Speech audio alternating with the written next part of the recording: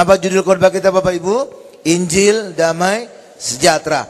Mari kita buka Alkitab kita, Efesus 6 ayat 15. Kakimu berkasutkan kerelaan untuk memberitakan Injil Damai Sejahtera. Saya baca sekali lagi. Kakimu berkasutkan kerelaan untuk memberitakan Injil Damai Sejahtera. Sekarang lihat kepada saya. Injil Damai Sejahtera, berkasutkan Injil Damai Sejahtera. Ini adalah salah satu pakaian perang Allah. Atau dalam bahasa Indonesianya, salah satu dari perlengkapan senjata Allah. Pakaian perang atau perlengkapan senjata Allah itu bisa saudara bayangkan ketika zaman pertengahan Bapak Ibu. Ya, seperti zaman Ben Hur dan segala macamnya lah. Ya, haleluya. Ya, bukan seperti perang seperti kita sekarang. Oh, lain. Kalau kita sekarang itu besinya cuma helm aja. Kalau mereka zaman dulu itu seluruh pakaian perangnya besi. Nah, itulah yang dituliskan oleh Paulus Bapak Ibu, menggambarkan pakaian perang sesuai dengan pakaian perang masa dulu. Pakaian perang masa dulu bagian atasnya ada namanya ketopong. Saya nggak tahu kenapa disebut ketopong Bapak Ibu. Itu bahasa apa itu ketopong?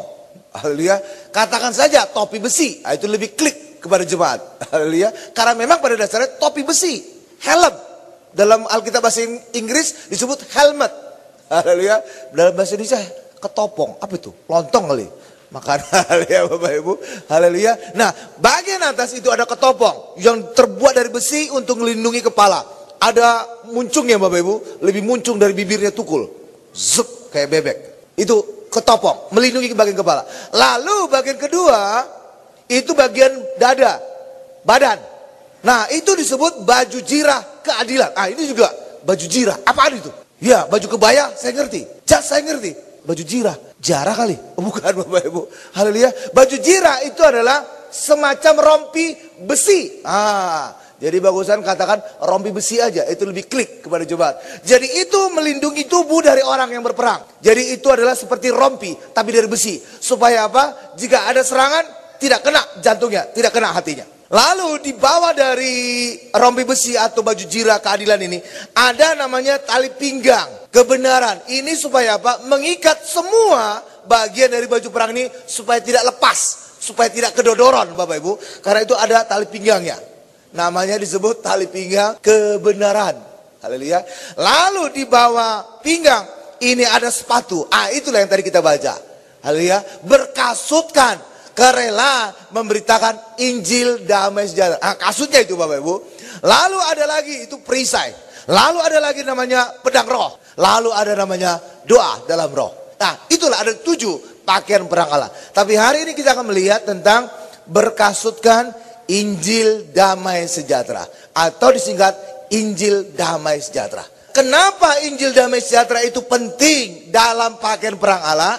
Karena lewat orang punya damai sejahtera, maka saudara tidak punya kesempatan dikalahkan oleh iblis. Haleluya. Ketika orang kehilangan damai sejahtera, hidupnya penuh kekhawatiran, maka iblis punya celah untuk menawarkan solusi palsu terhadap kekhawatiran orang. Misalkan apa? Misalkan saudara hilang damai sejahtera karena saudara tidak pasti apakah saya selamat atau tidak. Maka iblis akan datang menawarkan keselamatan palsu. Saudara mungkin kehilangan damai sejahtera karena saudara penyakitan. Maka iblis datang akan menawarkan kesembuhan palsu. Pergi kemana-mana. Alternatif. Saudara mungkin hilang damai sejahtera, penuh kekhawatiran. Kenapa? Karena usaha pekerjaan saudara tidak maju-maju, bangkrut resesi. Nah, iblis datang menawar ke Gunung Kawi.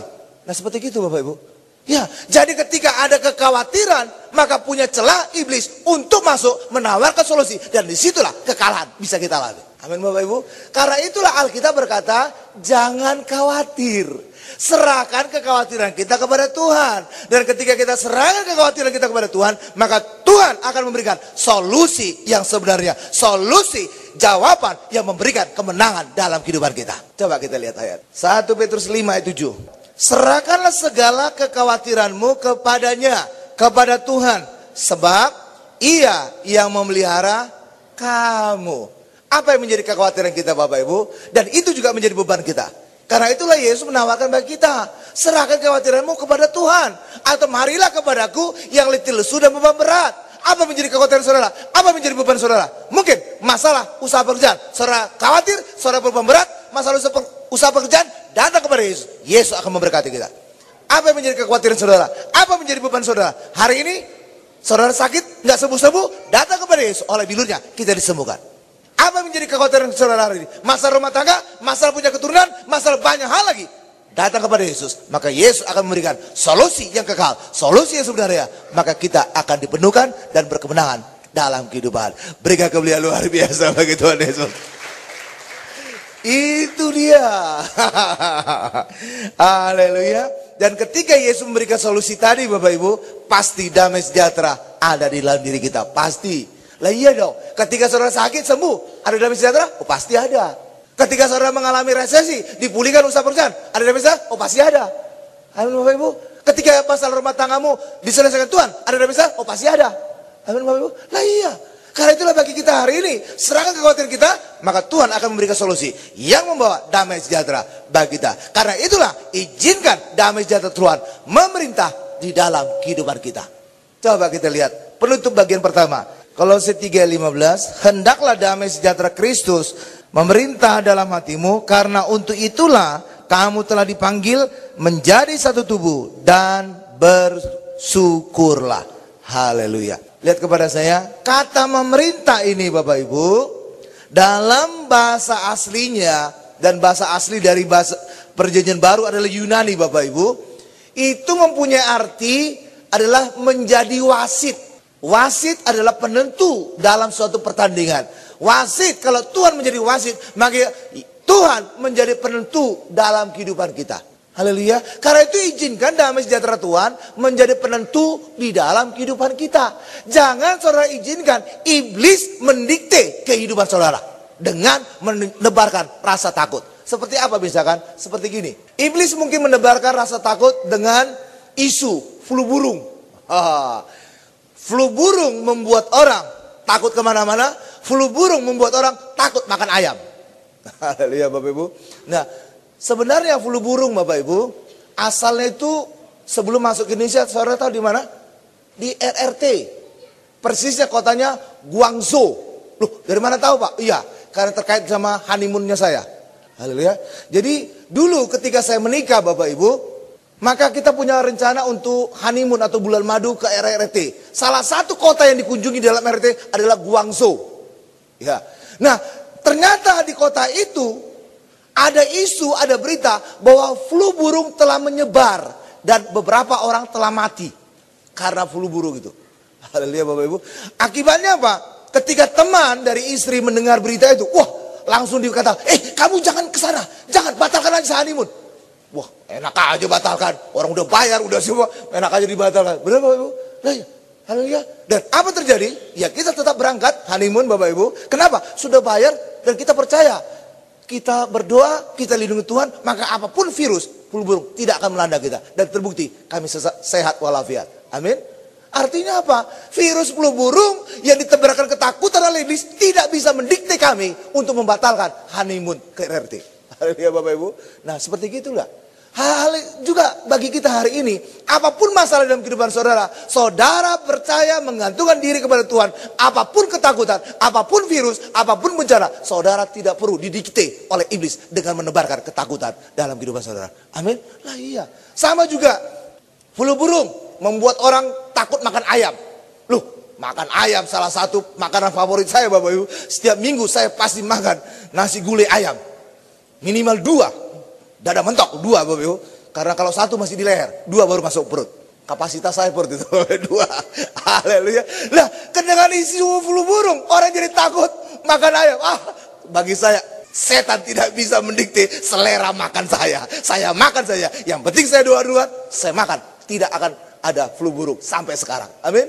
Lah iya dong. Bagi kita juga hari ini Bapak Ibu, jangan sampai setan mendikte kita dengan segala virus, dengan segala ketakutan. Hari ini izinkan damai sejahtera Tuhan yang memerintah, yang menjadi wasit dalam kehidupan kita. Maka saudara bisa menikmati kehidupan, saudara bisa nikmati kehidupan, dan saudara selalu berkemenangan. Amin. Berikan kemuliaan luar biasa bagi Tuhan Yesus. Iya dong. Ngapain saudara dikte? Apalagi mendikte ada flu babi. Saudara jadi takut makan babi. Wah, jauh itu Bapak Ibu. Babi kan enak. Benar Bapak Ibu? Yang penting saudara doa dulu. Yang penting itu. Haleluya. Jangan sampai iblis mendikte saudara tidak makan babi. Haleluya Bapak Ibu. Haleluya. Lah iya dong. Sekarang kita masuk kepada bagian kedua. Jadi jadikan Tuhan menjadi wasit penentu dalam kehidupanmu. Jangan izinkan iblis mendikte kehidupan saudara dengan menebarkan ketakutan. Amin. Iya. Sekarang masuk pada bagian kedua Bapak Ibu. Damai sejahteraku aku tinggalkan dan berikan kepadamu. Yohanes 14 ayat 27. Coba kita lihat. Damai sejahtera aku tinggalkan bagimu. Damai sejahtera ku berikan kepadamu. Dan apa yang kuberikan tidak seperti yang diberikan oleh dunia kepadamu. Janganlah gelisah dan gentar hatimu. Amin. Sekarang lihat kepada saya. Jadi Tuhan Yesus memberikan kita damai sejahtera. Tuhan Yesus meninggalkan damai sejahtera bagi kita. Tetapi Bapak Ibu, dunia juga bisa memberikan damai sejahtera. Itulah yang kata-kata seperti. Haleluya Bapak Ibu. Jadi dunia juga bisa menawarkan damai sejahtera. Bisa. Lalu Pak, bedanya apa Pak? Damai sejahtera dari Tuhan Yesus dengan damai sejahtera yang diberikan oleh dunia. Bedanya adalah damai sejahtera yang diberikan Yesus bersifat kekal, tuntas. Sedangkan damai sejahtera yang diberikan dunia hanya emosi saja diturunkan. Hanya kulitnya saja, tetapi masalah sendiri tidak terselesaikan. Haleluya Bapak Ibu, itu bedanya. Seperti apa Pak konkretnya? Begini Bapak Ibu, begini. Ketika saudara menderita sakit, Tuhan memberikan damai sejahtera langsung ke akar-akarnya. Lewat saudara disembuhkan penyakit saudara.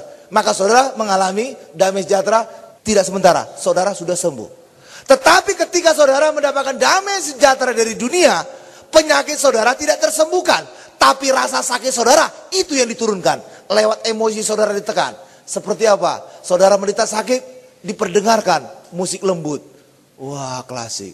Lalu apa? Saudara dikasih aromaterapi. Wih, bunga melati. Lalu apa? Ditambah lagi, lampu diredupkan. Lama-lama tidur beneran. Haleluya Bapak Ibu. Ya. Tetapi Bapak Ibu, itu tidak selamanya saudara bisa alami. Tidak mungkin saudara seterusnya dengar musik. Benar gak Bapak Ibu? Saudara tidak selamanya bisa mencium aromaterapi. Tidak selamanya saudara bisa meredupkan lampu.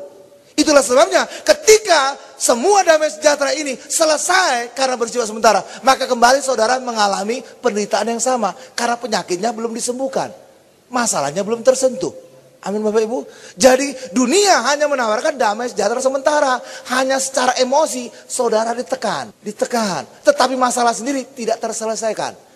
Maka ketika damai sejahtera ini selesai, karena memang sifatnya sementara, maka kembali saudara mengalami kekhawatiran, mengalami penderitaan, mengalami penyakit. Haleluya, saudara nangkap bedanya? Ya, karena damai sejahtera dunia tidak menyelesaikan masalah. Tetapi damai sejahtera dari Tuhan, itu langsung menyelesaikan masalah. Sehingga ketika saudara mengalami damai sejahtera Tuhan, semua masalah saudara, semua dibersihkan. Sehingga saudara tidak lagi mengalami penyakit. Saudara tidak lagi mengalami resesi. Saudara tidak lagi mengalami keterikatan. Saudara mengalami damai sejahtera yang kekal dalam kehidupan. Amin. Berikan dulu kemuliaan luar biasa bagi Tuhan Yesus. Itu dia. Iya. Dan damai sejahtera Yesus yang Yesus berikan, itulah lewat karya salib Yesus. Karena itulah damai sejahtera Yesus itu bersifat kekal. Sebab lewat karya salibnya kita beroleh keselamatan, lewat karya salibnya kita beroleh kesembuhan, lewat karya salibnya kita beroleh berkat, lewat karya salibnya kita hari ini mengalami kemenangan. Karena itulah damai sejahtera Tuhan menyelesaikan masalah, sehingga damai sejahtera yang kita alami itu bersifat kekal dan selamanya. Amin. Itu dia bedanya. Haleluya. Ya, dan Petrus tahu apa itu damai sejahtera Bapak Ibu. Coba kita lihat Kisah Rasul 12 ayat 6. Jadi walaupun Petrus dibelenggu, tapi dia merasakan damai sejahtera, sehingga walaupun suasana tertekan, dia bisa tidur dalam penjara. Kis 12 ayat 6. Pada malam sebelum Herodes hendak menghadapkan siapa? Petrus. Kepada orang banyak, Petrus tidur di antara dua orang prajurit, terbelenggu dengan dua rantai. Wah. Selain itu, prajurit pengawal sedang berkawal di muka pintu. Haleluya. Sekarang lihat kepada saya. Jadi pada saat ini, ayat ini mengisahkan bahwa Petrus sedang dibelenggu di dalam penjara, Bapak Ibu. Penjaranya juga dikawal berlapis. Di dalam ada pengawal, di luar ada pengawal. Dan besok dia akan diperhadapkan kepada orang banyak untuk diadili. Harusnya Bapak Ibu, kondisi Petrus itu tidak bisa tidur. Benar? Harusnya dia stres. Harusnya dia punya pikiran, waduh, besok kejadiannya ngapain ya? Saya diadili, apakah saya dihukum mati, apakah saya dicambuk, apakah saya segala macam. Benar gak Bapak Ibu? Bayangannya pasti bayangan mengerikan. Bayangannya mungkin bayangan yang menakutkan. Kalau itu yang dialami oleh Petrus, tidak akan mungkin Petrus bisa tidur. Tapi nyatanya Petrus tidur. Artinya apa? Petrus tidak dikalahkan oleh situasi yang mengerikan, yang mencekam. Sehingga dia bisa tidur dengan tenang. Haleluya. Kira-kira seperti saudara besok akan ujian. Saudara mungkin panik. Waduh, gimana nih? Ujian besok, saya belum siap. Aduh, saya baru baca sampai jilid 5. Baru bab 5, sedangkan materinya sampai bab 7. Waduh, 2 bab lagi belum kelar. Waduh, saya juga belum latihan soal. Waduh, gimana nih? Waduh, ada kurang. Kalau itu yang terjadi Bapak Ibu, maka malam itu saudara tidak akan bisa tidur menjelang ujian besok. Benar Bapak Ibu? Lah iya, kenapa? Pikiran saudara penuh dengan kekhawatiran. Waduh, belum siap. Waduh, gimana besok ujian? Waduh. Haleluya Bapak Ibu. Hal yang sama juga ketika saudara pertama kali presentasi, mungkin di depan direktur, mungkin di depan klien, mungkin di depan customer. Waduh, besok gimana presentasi? Ini baru pertama kali. Gimana kalau ada pertanyaan, saya tidak bisa menjawab? Waduh, gimana? Saya nggak bisa menjual nanti. Waduh, gimana? Nanti klien tidak percaya. Kalau demikian Bapak Ibu, saudara tidak akan bisa tidur malam ini. Benar Bapak Ibu? Karena pikiran saudara penuh dengan kekhawatiran. Nggak ada damai sejahtera. Maka saudara tidak akan bisa tidur Bapak Ibu. Bahkan juga seandainya juga besok akan ada pengumuman apakah diterima sebagai pegawai negeri PNS. Wah, gimana nanti? Saya diterima nggak ya? Saya diterima nggak? Gimana nanti kalau nggak diterima? Waduh, gimana nanti orang tua saya? Wah, malam ini saudara nggak bisa tidur Bapak Ibu. Bener itu. Haleluya. Kenapa? Pikiran saudara penuh dengan kekhawatiran. Tapi hari ini, apapun kekhawatiran saudara, serahkan kepada Tuhan. Maka malam itu juga saudara pasti tidur dengan nyenyak. Karena damai sejahtera Tuhan membuat saudara tenang dan saudara bisa tidur, bahkan ngorok lagi. Haleluya. Masalah ujian, saudara serahkan kepada Tuhan. Tuhan, saya besok ujian, mungkin ada beberapa hal yang saya belum siap. Berikan saya hikmat untuk bisa belajar dengan cepat, sehingga saya besok bisa menyelesaikan semua soal. Saudara kalau serahkan kepada Tuhan, maka Tuhan akan memberikan damai sejahtera. Malam itu juga saudara bisa tidur. Amin Bapak Ibu? Lah iya. Demikian juga besok presentasi. Itu mungkin pertama kali saudara presentasi. Aduh gimana di depan direktur, di depan klien, di depan customer. Saudara serahkan kepada Tuhan. Besok saya pertama kali presentasi. Berikan saya ketenangan, berikan saya hikmat. Sehingga apapun pertanyaan bisa saya jawab memuaskan. Sehingga penjualan saya bisa meningkat. Kalau saudara lakukan demikian, saudara bisa tenang, saudara bisa tidur malam itu dengan nyenyak. Ngorok lagi. Haleluya Bapak Ibu. Ya, demikian juga pengumuman. Apapun yang terjadi besok Tuhan, aku percaya itu adalah rencana Tuhan yang terbaik. Saudara tenang. Nggak perlu was-was lagi. Benar? Karena itulah bagi kita hari ini, serahkan segala kekhawatiran kita kepada Tuhan. Maka saudara akan beroleh damai sejahtera Tuhan. Saudara hidup saudara tenang. Tapi kalau semua saudara pikirkan, wah penuh kepala saudara, stres, bisa stroke gitu Bapak Ibu. Haleluya. Ya iya dong. Karena itu hari ini jangan tangani sendiri. Serahkan kepada Tuhan. Dan Tuhan mengundang kita. Serahkan bebanmu. Serahkan kekhawatiranmu. Serahkan masalahmu. Maka Tuhan akan mengerjakan. Dan kita menjadi hidup ringan dan enak. Berikan kemuliaan luar biasa bagi Tuhan Yesus. Haleluya. Haleluya. Haleluya. Sekarang kita masuk pada bagian ketiga Bapak Ibu. Jangan takut, tenanglah, damai sejahtera. Shalom. Mari kita buka Lukas 8. Ayat 49 sampai dengan 50.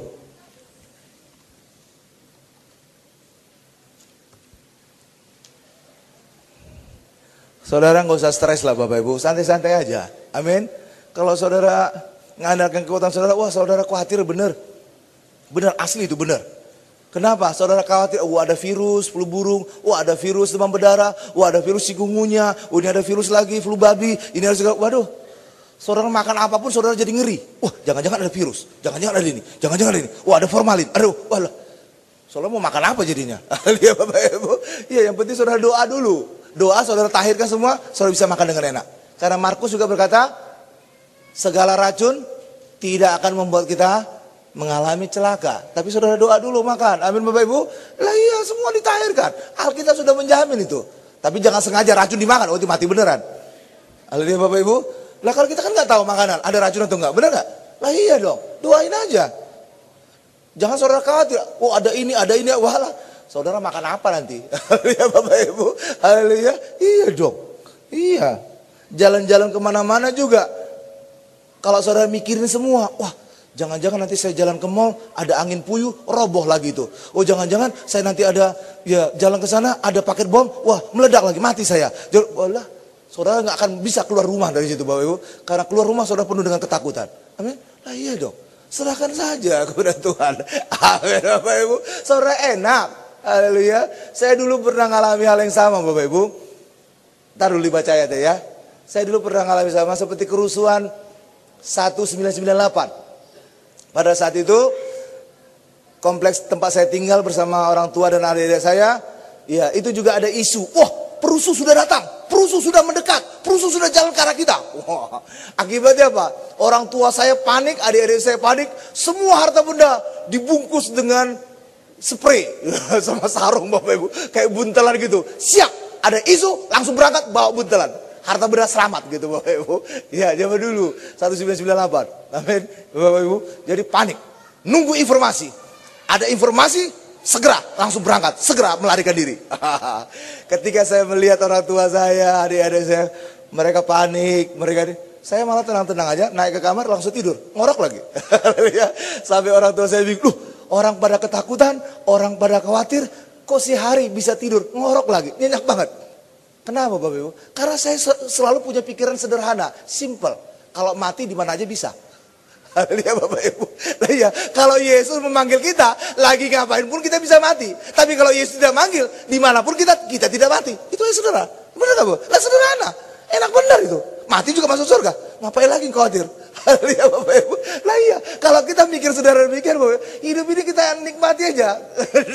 Nggak perlu kekhawatiran. Tapi kalau segalanya saudara pikirin, waduh, saudara stres. Haleluya Bapak Ibu. Benar nggak? Lah iya dong. Iya santai aja. Kalau mati dimanapun bisa. Lagi tidur aja mati orang bisa. Benar Bapak Ibu? Lagi tidur. Tapi kalau memang nggak dipanggil Tuhan, lagi apapun mara bahaya sekitar saudara nggak mati. Iyalah ya, sederhana kan? Sederhana. Ketika Yesus masih berbicara, datanglah seorang dari keluarga kepala rumah ibadat itu dan berkata, anakmu sudah mati, jangan lagi engkau menyusah-nyusahkan guru. Tetapi Yesus mendengarnya dan berkata kepada Yairus, jangan takut, percaya saja anakmu akan selamat. Lihat kepada saya.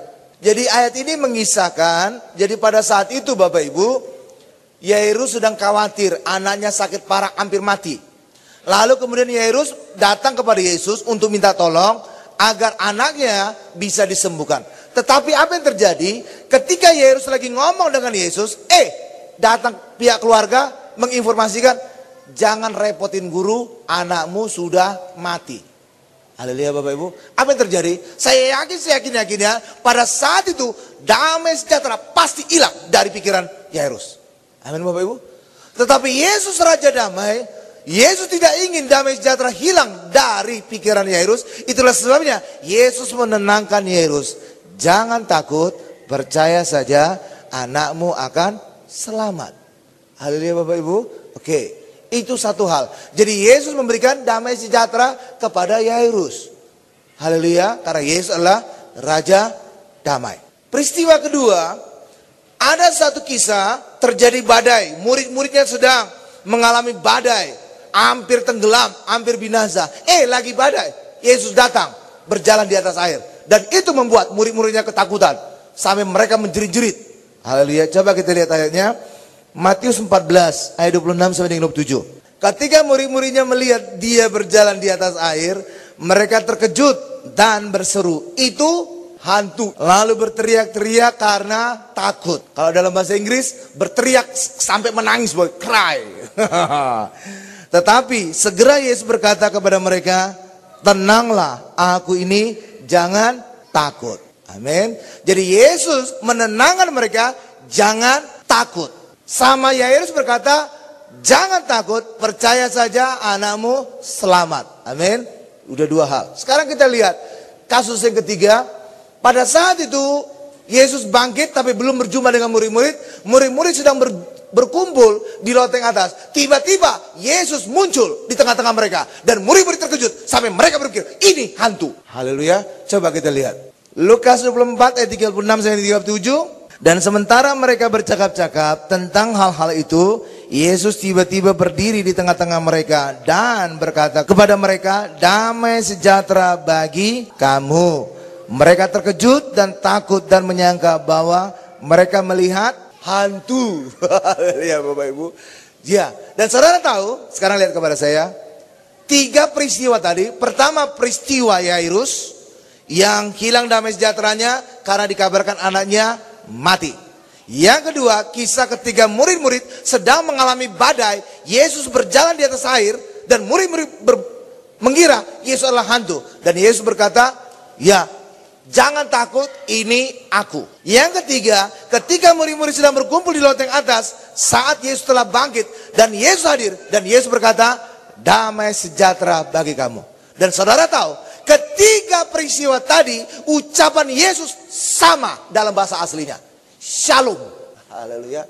Shalom, damai sejahtera. Jadi dimanapun masalahmu, apapun ketakutanmu, apapun perkaramu, apapun itu, Yesus saudara undang dalam kehidupan saudara. Maka Yesus datang dan akan memberikan shalom, damai sejahtera bagi kita. Karena itulah bagi kita hari ini, apapun masalah di dalam kehidupan kita, apapun peperangan, saudara nggak perlu khawatir. Harus ada damai sejahtera. Dan damai sejahtera yang kekal adalah dalam Yesus Kristus. Karena itulah apapun masalah kita, apapun peperangan kita, apapun pergumulan kita, apapun itu, undang selalu Yesus. Dan Yesus datang dan selalu memberikan shalom, damai sejahtera yang kekal bagi kehidupan kita. Amin. Berikan kemuliaan luar biasa, paling dahsyat bagi Tuhan Yesus. Kita tundukkan kepala kita.